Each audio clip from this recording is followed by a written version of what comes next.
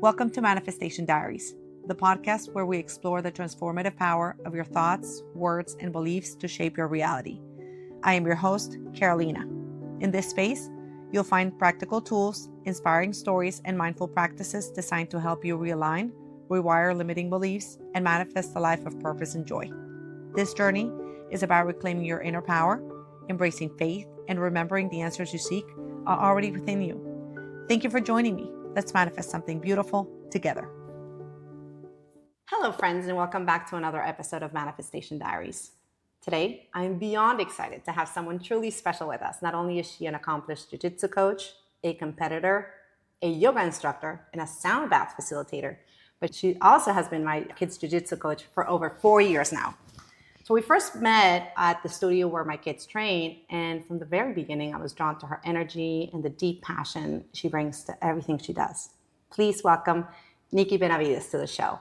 Nicci, welcome so much for being here. I'm so excited to be here. I love a good podcast, so very happy to come and speak with you today. Thank you. Nicci, before we begin, tell our audience if you could describe yourself in 3 words, just 3, what would they be? I've been on a couple of podcasts and a couple of interviews, and this question creeps up on me a lot. So I've given this question a lot of This is a good one. But really, it forces you to really think about who you are essentially. I don't think characteristics that have really defined me, honestly. I think more the roles I play in my everyday life really define who I am. I would say the 3 that really speak to me are mother, wife, and student. I know I'm a teacher, but at the same time, I really hope that I spend the rest of my life learning new things and constantly changing, constantly evolving, adding to my wealth of knowledge. So definitely student. Learn something new every day. That is so wise. Look at you. When you're not training, teaching, or flowing through sound waves, what's the one thing people would be surprised to learn you love to do? I don't know if they'd be really surprised based on my Instagram posts, but I think I would rather do nothing more than just travel the world with my family. Agreed. I love camping. I love going to national parks. I love road tripping. Like hitting the open road is just, I feel so at peace and so excited. Every time we drive about an hour away from DFW, I'm like, I just feel the DFW melting off of me. And yeah, one of the best things I've ever seen was camping at Saguaro National Park. Just the most stars and coyotes and the most beautiful sunset of my life. So I would love to have a schoolie with a yoga deck. Oh, that's Sell awesome. Everything. That's great. I love it. So take us back a little bit. What first sparked your passion for these techniques for jiu-jitsu, yoga, and sound healing? Did they come together naturally, or was it a journey of discovery for you? Why are you laughing? I think we've talked about this before, but I think I'm like the master of struggle busing it. I drive the bus because I don't think a lot of things come very natural to me. I really have to work hard at every single thing I do. Not particularly naturally talented at anything. Everything takes so much hard work. And so I wasn't passionate about jiu-jitsu or yoga in the beginning. I really just started jiu-jitsu because my son asked me to. So you were dragged into it. I was dragged into it. Yes. He came up to me one day. My husband had been training for about 6 months. And he said, "Mama, everybody's getting strong but you. Dada's getting strong. We're getting strong. I need to ask you a serious question." I said, "Okay." He said, "Are you willing to beat up other moms?" I said, "Oh gosh. If you want me to beat up other moms for you, I will." And so the very next day I showed up for a noon class and I look around, it's all giant dudes, like 200-pound guys. I was like, change of plans. I guess I'm beating up some dads today. Spoiler alert, I did not beat up any dads, but I had a weird experience though. So What happened? Why? I don't want to drag anybody, but there was just some really aggressive people who did not take into consideration that it was my first day. Oh my word. I think that really propelled me to keep going because it made me mad. I was like, I'm coming back every single day. Wow, you are so brave. I just have a terrible personality. Crazy. Because I'm going to tell you this. I love so many things about jiu-jitsu. I've practiced it a couple of times, but between the sweat and then dragging your face through the mat, that was just a deterrent. I'm like, I can't do this. I can't do this. I just can't do this. But it's very technical. Yes. It's super technical. And I just love that about it. It's definitely a thinking person sport. I just couldn't get past all the sweat and the smells and mat and my face dragging through the mat, and I just couldn't do it. It's definitely a hard sell, especially for a lot of women, and that's why it's really hard to keep women in jiu-jitsu gyms because it's nothing that appeals to the feminine senses. Like, it's a lot. But I think if you can learn something that makes you feel confident and helps you in a lot of other ways, at some point you forget about all those things. You're not focused on the sweat. You're not focused on all these other things. You're just trying not to die. No, for sure, it's a fascinating sport. There's a lot of things that I love about it. And that's why my kids keep training. And they enjoy it. Some other times I have to drag them, but some other times they have fun. And I think that there's so many life skills that are transferable. Life is hard, and jiu-jitsu is probably one of the hardest things someone can do, and it's really going to prepare you for disappointments at some point or struggles that you go through in your life. Like, all life is struggle. Buddha says that all life is suffering, and I think that this is true in a lot of ways because you're constantly being faced with challenge after challenge, and if you don't have the tools you need to survive those challenges, your life's going to be a lot harder. Oh my gosh, you just said something that is so key. If you don't have the tools, because life doesn't, again, this is my mindset right now. It doesn't have to be hard. Life doesn't have to be a struggle, but you're right, it can be, and it will be. You don't have the tools to get by. So you're going to face all sorts of challenges, but like how serious those challenges are for you all depends on your coping mechanisms and your problem solving skills. And jiu-jitsu gives you all of these things. You're not going to be successful in jiu-jitsu in the beginning. And you have to get comfortable with that idea too, especially if people that are super competitive, right? That are not good losers or that are not. It's just not a comfort zone for a lot of people. No one, it doesn't matter who you are. We've had people come in that's CrossFit people that are just killing the game. Officers, firemen, soldiers, all these people that come in and they think they're going to be naturally adept at jiu-jitsu. No one is good at jiu-jitsu when they first walk in. It's not something anyone just shows up and knows how to do. And so you'll see a 200-pound plus guy completely lose his mind when 100-pound 22-year-old girl, it's usually the lanky one, some little girl just completely runs over my husband. It was one of the strangest and funniest things I've ever seen.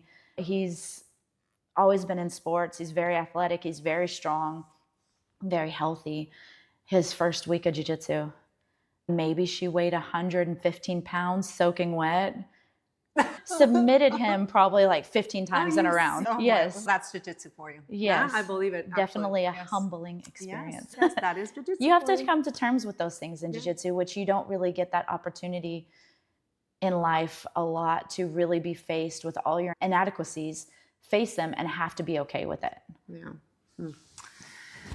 So, Nicci, throughout this journey, was there a particular aha moment where you realized, wow, these practices are really transforming not just my body, but my mind and my spirit as well? I'll have to take them separately because each one teaches you different things. For jiu-jitsu, not to be negative, but I'm going to say, like, being a mom is very hard, and it's full of all sorts of traps you never saw coming, mom groups. Let's talk about mom groups. Just the negativity you experience sometimes here, or gossip, like people being mean to you for no reason. I really used to let it get under my skin. I'd be like, why are they being mean to me? I was totally nice. And I'd be sitting with someone and they'd be talking about one lady, and then she'd show up and everybody's, oh, hey. Oh my word. So weird. And I was like, what is happening? And then after doing jiu-jitsu for a little while, I realized I just really didn't care. Like, I didn't care if people were mean to me, because it's like, it doesn't matter. They're no threat to you, honestly. If they were to be horrible to you and attack you. It gave you a different level of confidence, yes, right? A different level of confidence. And I just didn't care about things that didn't matter so much anymore. And same thing for yoga. When your body and your mind are working well together, it really puts things into perspective, and you don't worry about little things anymore. Stresses that happen, you're able to combat that in different ways instead of just being filled with anxiety. And so really, I'm not going to say I suffer from it, because I really actually benefit from it. It's actually a superpower I have. I have super high functioning anxiety. I'm like the Hulk. The secret is I'm always anxious. I'm the Hulk. And I thought I was the Hulk in my house. No, I am incredibly anxious all the time. But I use that to my benefit because I get a lot of stuff done. And I think it's really helped me to manage that in a little bit of a more productive way. You're an anxious overachiever. Oh, yes. Oh, yes. I like create spreadsheets for my kids' assignments and stuff. They needed... I admire you so much. That's the other thing. Like you homeschool, and that's so impressive. Like I admire you so much. That's just, how do you keep your sanity? Oh, the other thing is they're older now, but yeah, I have little ones. I'm not trying to brag about my kids, but man, they're just really cool. They're really amazing kids. They really are. They're well behaved. Only in the last year have they really started bickering a little bit. And I think it's just because they're teenagers, but we're navigating that a little bit hard. Struggle bus, back to the struggle bus. But no, they've been really easy to homeschool. We moved into middle school and high school math, which wasn't great for me, but I enjoy spending time with them, and I enjoy the freedom it gives us. We explore nature, we explore the world. When I was getting my yoga certification, they were taking the classes with me, and we really just, anytime someone's doing something, it's really all hands on deck. We all four jump into it and support each other. And I think a lot of that has to do with that we spend so much time together. It's like I told you, my son dragged me into jujitsu. He's like, we're all four doing it. You got to do it too. And I was like, I'm doing yoga. We all have to do it. And we're in this, together, right? Yeah, we're all in this together. And so even when I was learning the singing bowls, everybody would just help me. They would tell me which one they liked. I would teach them how to do it.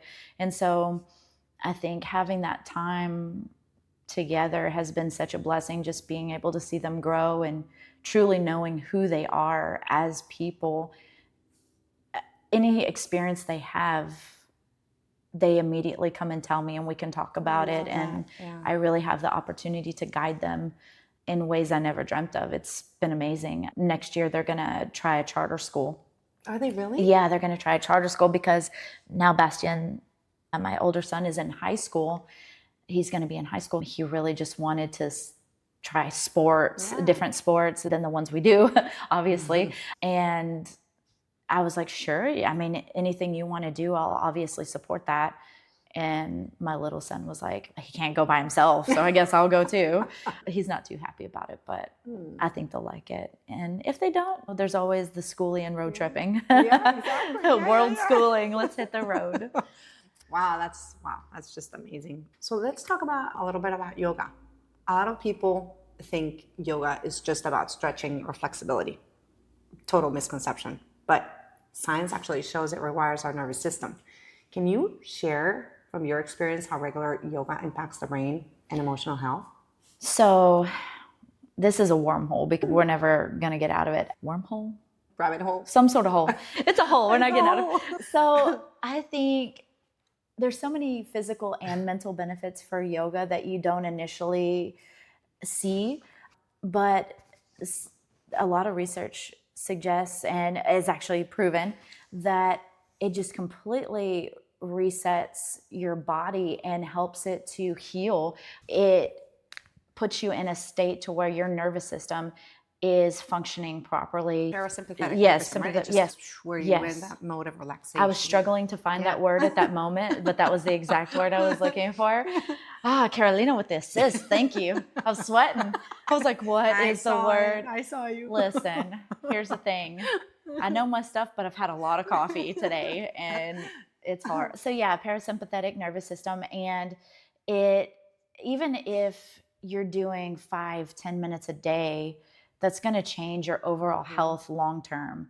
Doing yoga when we first wake up is going to set you up for the day. Doing yoga after you eat is going to get your blood flowing and change your glucose levels. Doing yoga, unbelievable, isn't it crazy? It's crazy, yeah. Even just doing a little bit after you eat. If you're at work and you're eating and then you sit down and you're at your computer again, your glucose levels are going to spike, and then you're going to dump, and you're going to feel horrible later in the afternoon, which happens to so many people. So if you can spend 5-10 minutes right after you eat, even at your desk, doing light flow, mountain pose, that was going to be my next one. So hold on. What would you say to beginners who feel intimidated by yoga? And what's one simple pose you feel is a good one they can start with today? Okay, so before you get out of bed, you can do a little yoga just to set you up for the day. I don't know about you, but I've reached a point in my life where I step out of bed and I'm like, oh my God, I broke my ankle. No. Oh my God, knock on wood, I'm not there yet. Stuff breaks. But yes, but the cracking, right? Yes. Like your joints. I'm like, oh no, I threw my hip out. What did you do? I have no idea. I slept weird. I don't know. So what you can do is, even before you get out of bed, it's so sad. Bless us.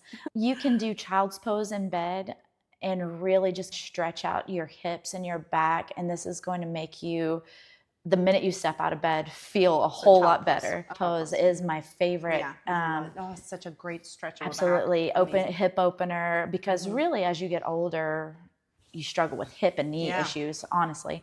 For me, I don't know if it's usually everybody. The joints that get you. Gosh. It's the joints. And then I really like Happy Baby in the morning as well, just to get your back and legs moving again. Same concept, move around a little bit. And then I would say throughout the day, definitely mountain pose and forward fold. You really got to stretch your back and really get yourself upside down a little bit so you can press into your shins, lengthen your spine. Okay. You really have to get your blood flow, and being upside down just for a little bit really circulates your blood, because if you're sitting stagnant all day. I know exactly which one you're talking about. I just didn't know the proper name for it. Mountain and then fold, press into your shins. It's really going to just stretch you out and help you to be more comfortable throughout the day. And there's nothing to be intimidated by that. That's just you moving, doing a little bit of movement every day, and that's yoga. So nothing to be intimidated by. And going into your first yoga class can feel weird. I know, I was like, oh my gosh, I'm going to be so horrible at this. Is everyone going to be staring at me? No one cares. No one cares, really. I've never experienced, actually I have experienced some weirdos, but that's everywhere. There's weirdos everywhere. But I think for the most part, people who are serious about going to yoga, they're just focusing on themselves. So don't let anything hold you back from doing that. It's just you against you. Your life is your life. You can't worry about anybody else. And most of the intimidation and fear about going to jujitsu, going to yoga, is other people. Low self-confidence, and is everyone watching me? Am I going to be good at this? And no one's good at anything when they start. You have to be willing to fail, and fail hard, to learn how to do something. Yeah, for sure. You're so wise, Nicci. Thank you. I don't know. I try. I'm working on it. So this next one, it was a complete mystery to me. Sound bath therapy. I just learned about this less than a couple months ago. I came across a book and I was reading, I still have yet to finish it, but I was fascinated by what this is. So can you elaborate a little bit? Can you tell the audience what it is, what it involves, and what are the sessions like? Because originally, quick parenthesis, I was thinking when I heard sound bath therapy, I'm like, I'm just going to run my bathtub, throw some salts in, I'm going to run some relaxing music, I'm going to submerge in there. That's so funny. So, yes. But okay, I need to be more specific now. Seriously. I didn't even think of that. And you just recently invited us, thank you by the way, invited us to an event where we had the opportunity to experience it in real life. And I was like, this is the cherry on top. This is amazing. I loved it, by the way. It was so special. It was so relaxing. Thank you so much. I was vibing on that one. I was supposed to be making everyone else relaxed. I was like, I'm so relaxed. That was the most peaceful place. So yeah, it's... Oh girl, like this one takes a while. Like again, this is like the next level. Your third eyeball is open and you are you're like smelling colors and it's crazy. Sound baths. Humans have been using sound therapy for thousands of years. There is evidence that the ancient Egyptians did this. There's science behind this. Yes. Actually. There's tons of history behind it too. Tons of history, tons of science, and ancient people somehow knew about this. And now science is, hey, there's correlations. Just intuitively, ancient people knew about this. And so we're all made of light and vibrations, and your cells vibrate when you hear things. And so everything is connected. Like you're literally a walking rainbow, okay? Like we're all, light and sound have correlations. And so each bowl is a different hertz, and each one is supposed to be connected to different parts of your body and your brain. And when you play these, you can access. So it's a set of bowls, right? Yes, I have. Oh, sorry. Yes, I have crystal. I use crystal bowls. I also have some brass bowls, not bronze. The ones that brass, bronze. Yeah. The ones that you had when we went to the event, those were quartz crystal. Yes. Oh my God, and they're so beautiful, and they look so delicate. They are. Don't chip them. It's just, they look so fragile. It makes me so nervous. Amazing. We just, for clarity, since you don't know the event we're talking about, there were cows, like little mini Highland cows. It was beautiful. They really liked the bowls. They really liked the sound bath. The cows were immediately attracted to the sound. I could tell. And it made me so nervous. I was like, oh dear Lord, please, so close. please don't step on my balls. Have to sell a kidney to replace one of those. So they're so delicate and they're so amazing. And the nighttime sound baths are even more amazing because I use light with it. Oh, and because so you can light. Oh, that means I light them. That's gotta be gorgeous. It's amazing. It's a completely transcendent experience. Like a tea light or like the. I have ones that change colors and just it's incredible. Can you explain to the audience what these bowls are like? How many bowls and how's the setup? It's hard to imagine if you've never seen it. Yeah, I can see that. So I have 7 crystal bowls, each in different sizes, and each are aligned with different chakras. And if you don't know what the chakras are, energy points in the body. Chakra means wheel. And so they're basically described as wheel points in your body, balls of energy. And when the wheel is turning, your chakra is open and it's flowing, and sometimes there's blockages in these chakras, and you use the sound therapy to open them and realign them to where your body and your mind is functioning in unison. And so the funny part is the ancient people knew about this, again, intuitively, but now science says that the chakras are basically the same thing as your endocrine system. They're at the same places. And really? Yes, and so different glands you have that are connected to those energy points. Yes, that control the same things that they were saying they could. It's not a coincidence. Wow, that's so interesting. And so for me, for instance, the biggest bowl is the root chakra, which is the groin or at the very base of your spine. And this is in connection with rooting, grounding, and your basic needs, security. And when this is out of alignment, you don't feel balanced. You worry about having your needs met. And so as a baby, this is the one we start to build up and start to develop. And as you get older and older, each one is developed further. So the bowls are in alignment, and each one is a different note. And as you play them, you can do different combinations that access different parts of your brain and heal different glands. And this is the really fascinating part, is there's a lot of things going around now where they're treating cancer cells with sound frequency. Really? They directly expose cancer cells to these frequencies, and they agitate, and it's killing cancer cells. And it's new. I'm not sure where they are on this, and I'm not a doctor. Disclaimer: if you have cancer, do your own thing. I think that it's very fascinating, and I think a lot of people discredit homeopathic healing.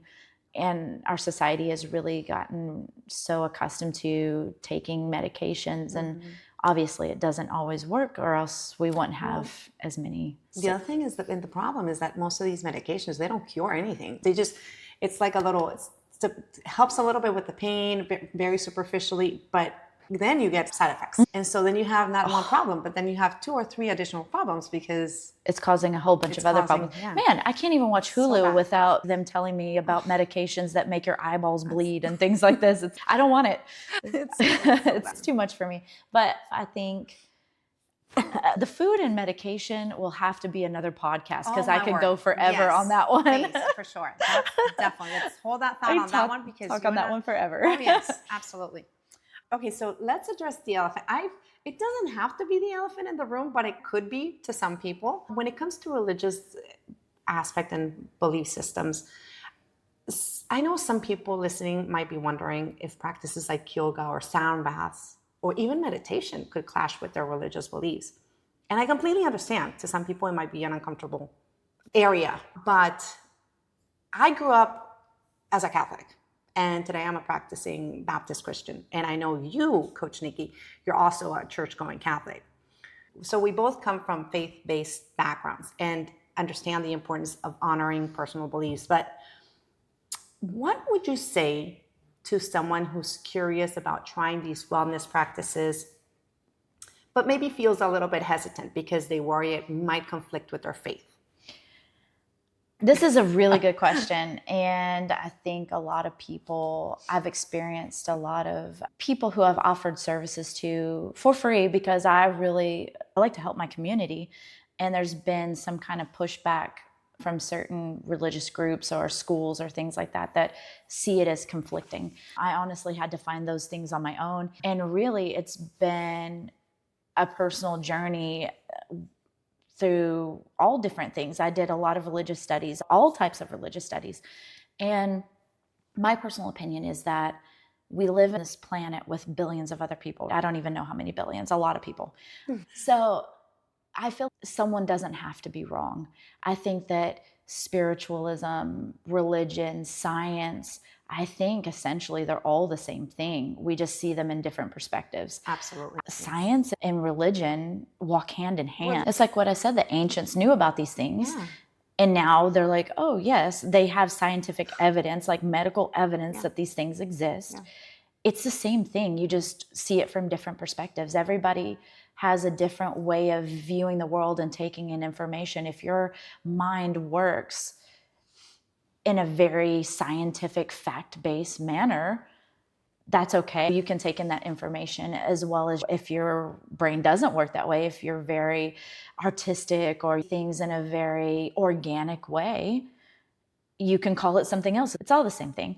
In my perspective of what I've learned, and I do believe in Christ and I do believe in God, and I think that God has given us these things on the earth for our disposal and our use, and it's a way of connecting people.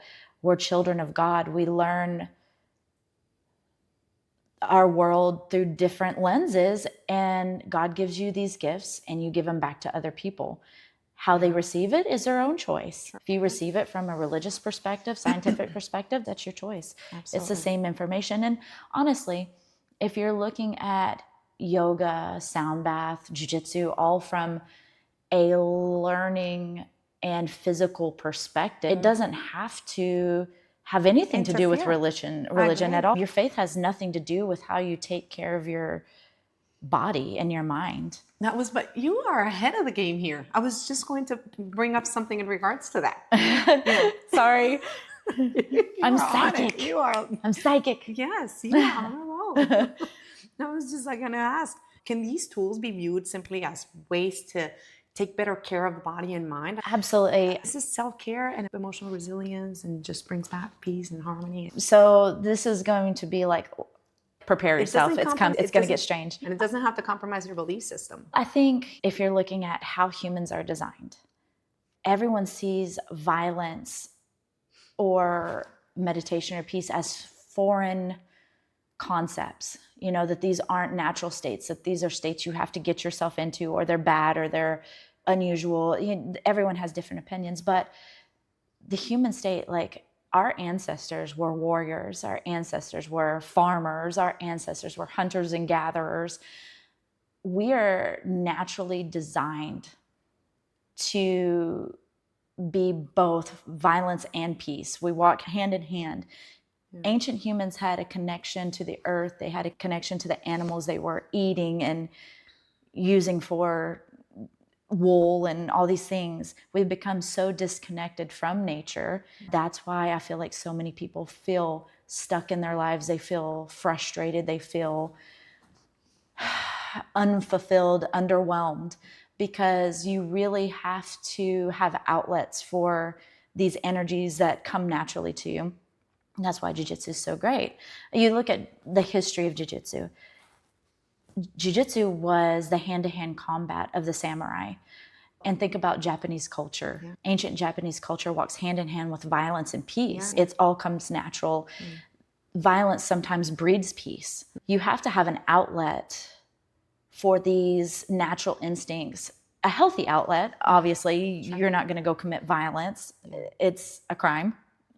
Disclaimer, violence is a crime. In a modern sense, doing a martial art, like a combat martial art, an actual martial art, is a good release of these energies and these anxieties and this aggression that people naturally feel. And it's a healthy way of managing stress. And then yoga and jiu-jitsu aren't that different if you think about how it affects you mentally. You are putting your mind through strain. You're putting your body through strain to grow and heal. You have to have these struggles to become better. It's like those wild blueberries that grow in Alaska. They're struggling, but those are the most potent, healthy blueberries you can get. Alaskan blueberries. They struggle and they're the best. So I think you can look at these practices, yoga, jiu-jitsu, sound bath, as just physical activities, and it doesn't have to conflict with anything else. Your body as human beings is designed to do these things, and they need to do these things to be healthy. Wow, that's just fascinating. If someone listening could add just one small thing, whether it's yoga, breath work, whether it's a 5-minute sound meditation into their daily routine, what would you suggest and why? I think the easiest thing you could do for your overall health without having to change your lifestyle at all, you don't have to go out and join a gym, you don't have to join a yoga class. You can take 5 minutes out of your day each day to practice mindfulness and breathing, exposing your brain to more oxygen, learning how to breathe properly, deeply, control your diaphragm. This is something super simple that everyone can do every day without any sort of effort. You know what I've noticed? We live in a crazy, fast-paced life, and this happens to me quite often. We can't live without breathing. But I realize that sometimes I'm just running and from point A to point B, and I'm holding my breath the whole time. Everyone does this. And as I talk to people, a lot of people forget to breathe. We forget to breathe, something so basic, and we are holding our breath constantly. Absolutely. How terrible is that? This is very normal. People forget to breathe just naturally every single day. When you get stressed out, you don't realize you're doing it. Everyone holds their breath. Mm-hmm. And especially, it's hilarious when people first start jiu-jitsu. I'm like, are you breathing? Same thing in yoga. I'm like, are you breathing? Because you have to remind people to breathe. People strain and hold their breath so tight. And then your body has to make up for those breaths. So you start, which strains your body, and you gas, and then you have no energy. And so it's really, if you can't breathe properly, you can't live. That's it. Yeah. Yeah. You can't live healthily if you're not getting clean, clear oxygen. And there's a lot of things that you can practice. I teach in some of my classes, box breathing, alternate nostril breathing, deep diaphragm breathing. Pranayama is one of the easiest and healthiest things you can do to improve your life that takes little to no effort. That's awesome. Yeah. Let's breathe, friends. Let's remember to breathe. Yes. Breathing is very important. Why do you think mindfulness is such an important practice for mental health nowadays? I feel like it's a thing nowadays. People are more aware of mindfulness and just slowing down and breathing. I think it's always been there, but I just think the world has become so stressful, and also information is more readily available now. Yeah. Look at what we're doing right now. Yeah. This gets information to more people. 15, 20 years ago, it was hard to research things, harder. You didn't have YouTube and Instagram constantly. You should see my algorithm. It's, oh, you're interested in nutrition? Let me tell you 800 things about nutrition today. And so I think it's just, there's so much available. There's no need to not be educated now because it's constantly being thrown at you. Yeah. And so I think mindfulness and yoga and sound healing is becoming a bigger thing because just more people know about it. And also lifestyle has changed so much after COVID, especially. I think COVID was one of those moments where everything changed. Yeah. And people realized that they weren't happy. The lives they were living, lockdown did a lot of things for a lot of people. Either it made you more unhappy or it made you more aware. Just some level of awareness. Yes. Like, what am I connected to, or what am I doing? Am I happy in my life? Yeah. Am I doing what I need to do to get where I'm going? And I think people had more time to really investigate who they were as people and really investigate their hobbies and their joys. And I think it changed everything. But I think also too, there was a loss of connection during that time. You see a lot of teenagers and people who were developing during that time have trouble communicating. And I think there's just in humanity right now, there's a deep sense of loneliness, and people are really struggling to find connection with each other. And I think this is just another way that people are trying to find human connection, because even our frequencies change when we're in connection with other people, when we're having a shared experience. Sure. Your vibrations are different. We're social beings. We're meant to be social beings. Yes. So when we applaud from that, it's unnatural. You're meant to live in these communities of people helping each other, tribes. Yeah. Humans are meant to live in these communal groups. When they say it takes a village, like really, you're not supposed to be isolated. You're not supposed to be in your home working all the time by yourself with just your family. You're supposed to have this network of human beings who are connected, and none of your experiences in this life mean as much if it's not a shared experience. You need to have that human connection, and you need to have that ability to be like, we're here in this place on this planet together, connected, living this life. We're meant to do that. And so I think people are really searching for meaning and really searching for deep human connection, not just, oh, hey, George, oh, hey. When you walk out, you want to connect with people at a deeper level, albeit spiritual level. At the same time, while people are searching for this human connection, like not everybody's going to vibe with you. And this is where the violence comes in. No, just kidding. This is when we go back to the jujitsu. When peace fails, butt kicking begins. No, it's so strange, the duality of my personality. Like, again, I said jujitsu and yoga walk hand in hand, and they really do. Like, violence and peace walk hand in hand. You have to be a little bit of both, because when you're connecting with people, you have to be aware that the people that you're sharing your soul with have to be people who are going to appreciate your gifts and who are going to be people who hear you and see you. I think you should be willing to share your gifts, and there are people who need your help, and there are people who take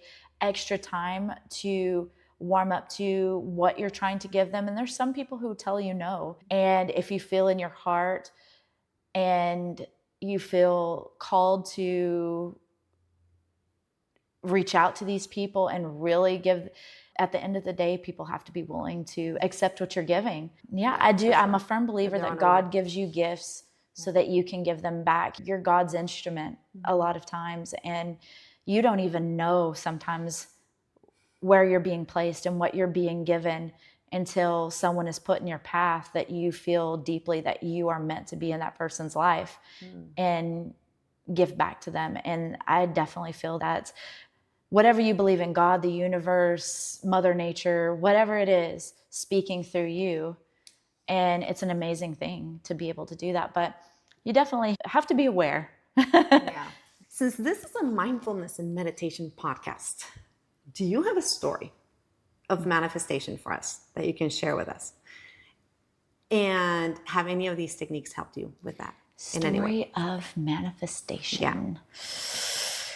I try to manifest a lot of things. And I think one of the things that I'm really proud of is, and this is going to sound maybe silly to some people, I don't know, but other than excluding the achievements I have with my family and raising my family, I'm very proud of them and who they've become. And they're just, they're amazing people. And I feel like I've really put a lot of my energy into growing them into the people that they want to be. I'm really proud of the Littles program, because when I first started teaching 4 to 6 year olds, nobody wanted to teach that class. They weren't even going to have the class program. It wasn't going to exist. And I was like, look, I'm all on board. These are my people. 4 to 6 year olds speak to me. We understand each other. And you were doing an amazing job. That's why I was like, man, this instructor, she is awesome. There's these little kids, and it's amazing what you do with those kids. I love 5-year-olds. There's no one better on the planet than a 5-year-old. They are just all love, peace, joy, anger. They're like feral creatures that are just, they are exactly who you think they are. There's no hiding. There's no lies. There's no shields. They say what they think. They're the best people on the planet, in my personal opinion. But there wasn't going to be a program, and I really fought for it. And I really was like, okay, you don't want to do it. You don't have to do it. I'll do it. I'll do it for free. You don't even have to pay me. I will make this class. And so I'm really proud of all the little bitty kids I've seen come into my classes and grow and become amazing little creatures and then move on to the other class. And I've really had an opportunity, like your daughter. I love her so much. With me at first. She was my first little in my class. Lucas is amazing too. He's just like a little wild animal, and I love him to death. They're all special to me, but I feel like Mia is especially special to me because I've really seen her go from a 3-year-old to, how old is she now? She was a little peanut. She wasn't even 3. She was like 3 weeks away from turning 3. I know. When she started, because it was right at the end when things slowly started opening up. After COVID. And so she started jujitsu before even going to any school or daycare. And now she's a big girl, and it's just crazy to have seen her grow and develop. And I know that these kids are not my children, but they are my gym babies. Like, I love them so much. And I really love to see, I get messages and pictures from kids who have left the class or moved on, and just seeing what they're doing. And I feel like it really sets them up for a lifetime of success. That's really is like a springboard for them to tackle things in their lives. Like, kindergarten stands no chance when you've been in my class. You're going to kill it. You're going to rock kindergarten. Oh, yeah. It's amazing just to see how much they grow. And if I need to start keeping a journal of things they say to me, because I could write a full book of hilarious things they say to me. Funny jujitsu lines by 5-year-olds. That needs to be a thing. I'm doing it. It really makes my heart full. I love that class. Every day I leave that class, I'm just like, if you wanted some sort of therapy, there's a lot of things that bring joy to my life, but that class brings so much joy to my life. And it shows, Coach Nicci, and it shows. You're awesome. I love it. Every time I give them a stripe or a belt, I literally almost break down in tears. I'm just like, oh, I love these guys. I love you. Oh, look at my little baby choking people. It's just beautiful. It's so weird, but it's true. You vibe with that, don't you? Yeah, they're my littles. And as they get older, they have other interests and they grow, and people become more complicated as they get older, but like a 5-year-old is just so uncomplicated. And genuine and pure. I strive to be like that. They teach me a lot about myself, not to take things too seriously, to always be honest, even if it's something negative that needs to be said. You just have to be authentic no matter what the situation. You cannot hold things in, because that creates more conflict when people have these issues. I've had friends or people that bottle that in. Yes, that get mad at me. Oh, it's terrible. It's toxic for your life. Yeah. And they get mad at me about something. And instead of just saying, hey, I had a problem with this, and we move on, we handle it, we move on, they never speak to you again, or they bottle it up, or they just choose to ruin your relationship. 5-year-olds are not like that. They're like, you stepped on my toe. I'm angry. I'm going to beat you up now. We handle it. We squash it. Then they're best friends 5 minutes later. That's how life should be. Yeah. Can't take things too seriously. I love it. No seriousness. What's your daily mantra, Nicci, that keeps you grounded and inspired? Do you have one? I wouldn't say mantra. There's a lot of things that I've drawn inspiration from in my life, and some of them, I don't know, I'm a complicated person. Like some of them are a little hardcore. I really like the movie Fight Club. I feel like Fight Club really that's one of my husband's favorites. It's in my top 5. Yeah. But then my favorite movie is It's a Wonderful Life. And both these things have nothing to do with each other, very far from each other, but both of them speak to me. So I try to keep the lessons from those sort of things. But I really thought about this a lot. And my husband is an amazing person. He's an amazing father, amazing husband. He teaches the classes with me. He's an amazing coach. He really deeply cares about people. He really, again, we're this, like he and I. And he's got this like super mellow, like always like chill personality. He's always consistent with his personality. He's chill. He's just so chill. The coolest guy. Yeah. Cool as a cucumber. Nicest guy ever. He really inspires me a lot too, because he deals with a lot of stress, like so much stress, and he's always just so graceful. So he grew up playing soccer. He's a huge soccer fan. He did really well growing up, and I think everyone thought that he would be a professional soccer player. He thought he would be. He's amazing. If you've never seen him play soccer, you should come watch. He's incredible. Even as an old dude now, he is like killer. He's so good at soccer. He is definitely team Cristiano Ronaldo. So if you're team Messi, I'm sorry to break it to you. He likes him too. We're all on board for Ronaldo.